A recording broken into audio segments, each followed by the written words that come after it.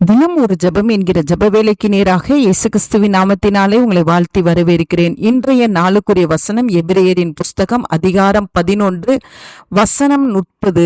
விசுவாசத்தினாலே எரிகோ பட்டணத்தின் மதில்கள் 7 நாள் சுற்றி வரப்பட்டு விழுந்தது. நாம் யாவரும் கண்களை மூடி தேவனை நோக்கி ஜெபிப்போம். எங்களை நேசிக்கிறதான நல்ல தகப்பனே, இந்த வேலைக்காக நாங்கள் நன்றியோடு உம்மை ஸ்தோத்தரிக்கிறோம். கர்த்தர் கொடுத்த புதிய நாளுக்காக நாங்கள் நன்றி செலுத்துகிறோம்.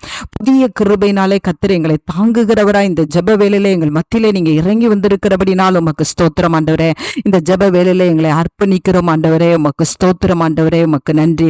விசுவாசத்தினாலே ஆண்டவரே எரிகோ மதிலானது ஆண்டவரே அப்பா விழுந்தது என்று சொல்லி நாங்கள் வேதாகமத்திலே நாங்கள் வாசிக்கிறோம் ஆண்டவரே. ஆம் ஆண்டவரே, நாங்கள் விசுவாசிக்கும் பொழுது ஆண்டவரே எங்களுக்கு முன்பாக தடையா இருக்கிற எந்த காரியமா இருந்தாலும் அது விழுந்து போகும். அதற்காக ஸ்தோத்திரம் ஆண்டவரே. உங்களுடைய பிள்ளைகளுக்குள்ளே இன்றைக்கு ஒரு விசுவாசத்தை கர்த்தர் ஆழமாய் தாங்க, எந்த காரியத்தை குறித்தும் சந்தேகப்படாதபடிக்கு ஆண்டவரே பெரிய மதில்களை போன்று இருந்த அந்த எரிகோ பட்டணமானது ஆண்டவரே அப்பா விசுவாசிக்கும் பொழுது அது எளிதாய் ஆண்டவரே விழுந்தது போல இன்றைக்கு உம்முடைய பிள்ளைகளுக்கு முன்பாக காணப்படுகிற பெரிய பிரச்சனைகள், பெரிய போராட்டங்கள், பெரிய தடைகள் ஆண்டவரே, திருமண தடைகள், வேலைக்குரிய தடைகள் ஆண்டவரே அப்பா உமக்கு ஸ்தோத்திரம், பொருளாதார தடைகள், ரட்சிப்புக்கு ஏற்ற உள்ள தடைகள் எல்லாம் இயேசுவின் நாமத்தினால ஆண்டவரே உம்முடைய பிள்ளைகள் விசுவாசிக்கும் பொழுது, கர்த்தரை பற்றி கொள்ளும் பொழுது ஆண்டவரே, கர்த்தருடைய சமூகத்தை வாஞ்சிக்கும் பொழுது ஆண்டவரே அப்பா அவைகள் எல்லாம் ஆண்டவரே அது ஒன்றும் இல்லாமல் போய் உம்முடைய பிள்ளைகள் இலகுவாய் எல்லாவற்றையும் சுதந்திரிக்கத்தக்கதான கிருபையை கர்த்தர் ஊற்றுகிறபடினாலும் உமக்கு ஸ்தோத்திரம். இன்றைக்கு உம்முடைய பிள்ளைகள் ஆண்டவரே